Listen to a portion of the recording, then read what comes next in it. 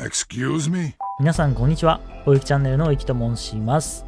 今回の動画はオリジニウムダスト限定オペレーターレインボー6招待のシフト交代を必要としない永久期間についての紹介をしたいと思います。基地の基礎知識なんかもおさらいしておきたいので、今更聞けないアークナイツ基地の体力システムとはというお題でやっていきたいと思います。サービス開始1年以上経ったアークナイツですが、基地システムがややこしいというドクターも多いのではないでしょうか。基地の構築とか宿舎の人員管理とか、そんなのいちいちやりたくないっていうドクターも多いと思います。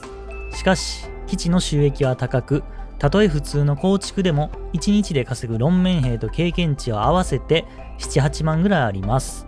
1日で自然回復の理性は240足す60だとすると、それを全部 CE5 に注いでも7万5千しかありません。1日分のスタミナ分に相当する収益を手放すのもなかなかできません。基地のシフト交代を自動にする機能は今のところ実装の気配がありません。ならばせめてシフト交代の頻度を大幅に減らすように、基地での体力関連の知識を身につけましょう。この動画では体力に関する基本情報を紹介します。基地でオペレーターを見るとみんな体力のバーがありますよね。これです。24の意味は24個分の体力があるということです。基地で宿舎以外の施設にオペレーターを入れると、体力は1時間ごとに1減ります。つまり体力満タンのオペレーターを働かせると最大24時間しか続きません。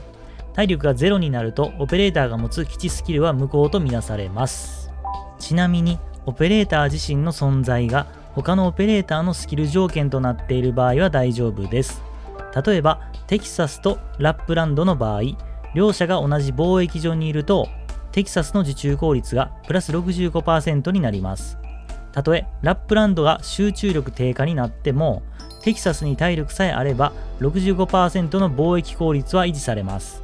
一般的にテキサスの方が先に体力がゼロになりますが、鋭いドクターはお気づきでしょう。ラップランドの体力が前提条件とは無関係なら、彼女を宿舎に入れる必要がありません。交代が面倒だったり、宿舎枠が厳しかったりするドクターは、集中力低下のラップランドを宿舎に入れない放置プレイという選択肢もあります。ブラックすぎるという意見もあるかもしれませんが、皆さんの基地は残業なし、土日祝休み、有給あり、そんなホワイト企業ではないことは十分承知です。メリットもなく、ただただめんどくさいという理由で、オペレーターのアイコンは赤色だらけになっていませんか？それなら意味のある黒い方がまだましです。一応、施設自体に配備1人につき、たとえスキルなしでも 1% の効率ボーナスがつきます。それはさすがに集中力低下のものまでには適用されません。癒しの場、宿舎。そう、左下にそういう数値が出ます。これは宿舎での体力回復効率を意味します。以下はレベル1の宿舎の基本的な数値です。緑の部分は家具や宿舎管理員の配置によって変わりますが、一般的な感じはこうです。さて、体力が0になり、集中力低下のものをここに入れると、体力満タンになるまでどのぐらい時間がかかるでしょうか。そうです。このような式になり、12時間です。12時間が経過すれば元気いっぱいになります。我々は8時間の睡眠で新しい一日を迎えられるというのに、12時間もかかるとはやはりロドスは非効率です。しかし、宿舎レベルを5まで上げるとこうなります。つまり、6時間だけでチャージ完了となります。やはり休みの環境は大事ですね。ゲームでも現実でも効率重視の会社は、ぜひとも休みの環境に投資しましょう。ちなみに、ここに宿舎管理員の第一人者、ドゥリンちゃんを入れるとこうなります。そしてメンタルケアのプロシャイニングも添えると回復速度が1時間5体力となり、なんと 4.8 時間で蘇らせることが可能です。水着を見るとこれだけ元気になれるということです。以下は宿舎レベル5前提で進めます。オペレーターたちはみんな24時間の労働と6時間の休憩という体制で生活できます。しかしそこで資本家が諦めるわけがありません。あなたならもっとやれるでしょう。頑張ればもっと残業できるはずです。そこで労働環境の改善が行われます。製造所と貿易所がレベル2になったら、駐在員の体力消耗に 0.05 の軽減効果があり、レベル3だったら 0.1 軽減となります。これで最長労働時間は 26.6 時間になりました。これで満足するドクターもいるでしょう。いや、まだです。まだ体が動きます。制御中枢の基本的な効果として、配属1人につき全ての施設での体力消耗が 0.05 軽減されます。5人を入れると合わせて 0.25 の軽減となります。この効果はスキルの有無には関係ありません。適当に5人入れるだけでもみんな元気になれます。ロドス全巻に絶えずに元気になれる応援歌を流しているに違いありません。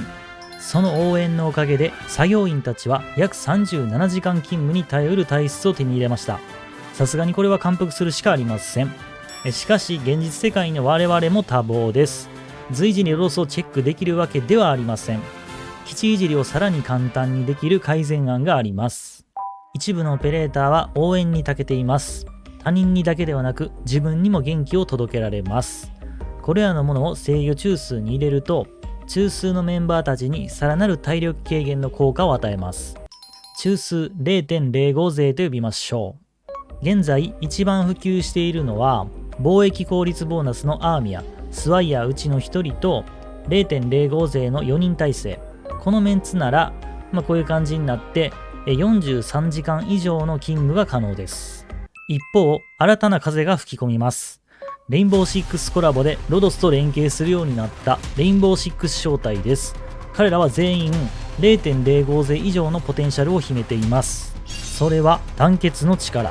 中枢にいるレインボー招待の人数分だけ軽減効果が倍増します。1人の時は 0.05 勢と変わらない動きをするが、2人いるとなんとそれぞれの効果が2人分になります。つまり合わせて 0.05×2、2人で 0.2 となります。それだけでは終わりません。3人目を入れると 0.05×3、3人で 0.45 になり、4人の完全体制では 0.05×4、4人で 0.8 の軽減効果になります。あれ？中枢自体に 0.25 の軽減効果があると前言いましたよね。それで 0.8 足す 0.25 で 1.05 となって自然消耗の1を上回ります。その通りです。レインボー招待4人と1人の中枢体制では中枢は中枢ではなくなります。1時間ごとに体力が 0.05 を回復する新たな宿舎になります。この自然消耗をもみ消す効果は中枢にしか適用されませんが、それでもドクターの手間を大幅に軽減できます。多くのロドスではレインボー招待がロドスに住み着く問題が深刻化します。仮に中枢にアーミア以外にも U ネクテスや C などを入れる特殊な基地構成を使用しているドクターだとしても、レインボー招待の加入は心強いです。コラボイベントでぜひ揃えてみましょう。最後に不定期で基地をいじっているドクターたちにシフト制を進めておきましょう。固まったメンバーを1日数回入れ替える制度です。複雑に聞こえるかもしれませんが、突き詰めると簡単です。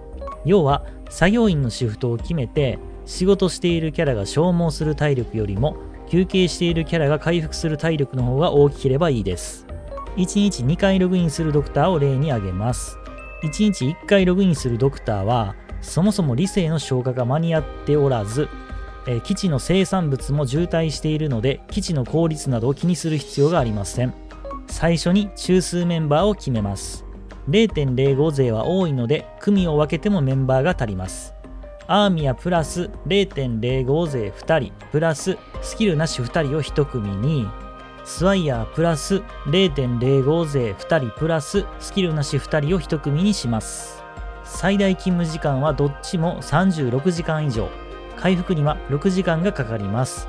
ぶっちゃけ3日に2回交代させればいいですが、忘れやすいので1日1回にしましょう。0.05 勢が増えれば交代の余裕もより大きくなります。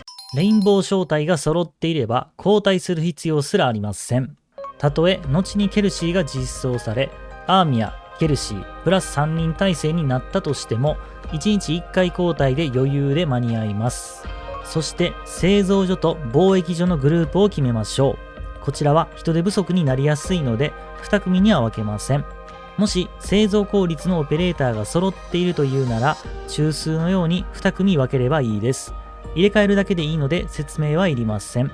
交代は1日1回でいいですが、生産物の受け取りに間にもう1回基地に入るようにしましょう。人手不足の場合、4人組の間で交代させます。以下は製造所を例に挙げます。ビグナ、フロストリーフ、コンビクション、F イーターの4人をグループにします。音楽好きな2人とカンフー好きな2人、きっと人間関係はうまくいくはずです。ここで一旦自身の体力回復スキルを無視します。朝8時、体力満タンのビグナ、フロストリーフ、コンビクションを製造所に入れ、F イーターを宿舎に入れます。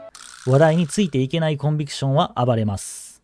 午後8時、製造所にいるキャラの体力が16になります。そこでビグナと F イーターを交代させます。カンフーの手合わせが始まり、フロストリーフは一人で音楽を聴き始めます。翌日朝8時、フロストリーフとコンビクションの体力が8になり、F イーターは16になります。そこでフロストリーフと満タンになっているビグナを交代させます。手合わせが続き、ビグナも付き合わされます。午後8時、コンビクションの体力がつきそうなので、そこで満タンになったフロストリーフと交代させます。F イーターの体力が8なので、次の朝まで音楽の話題についていけます。このように4人のシフト制で循環すれば、1日2回のログインで仕事と休憩をバランスよく整えられます。交代のタイミングは厳しく聞こえるかもしれませんが、実は体力の端数を結構切り捨てており、またキャラ自身の体力回復スキルもあり、2、3時間前後しても大きく崩れることはありません。製造所、貿易所の数が多い構築でも、このシフト制を導入することで、少ないオペレーターの数で回していけるようになります。以上、基地の体力システムと循環の一例を紹介しました。手間がかかる工程ですが、時間をかければ1日の収益が倍増します。興味のあるドクターはぜひ自分の基地を整備していきましょう。それではもしこの動画が良ければ、チャンネル登録やグッドボタンを押してもらえると嬉しいです。最後までご視聴ありがとうございました。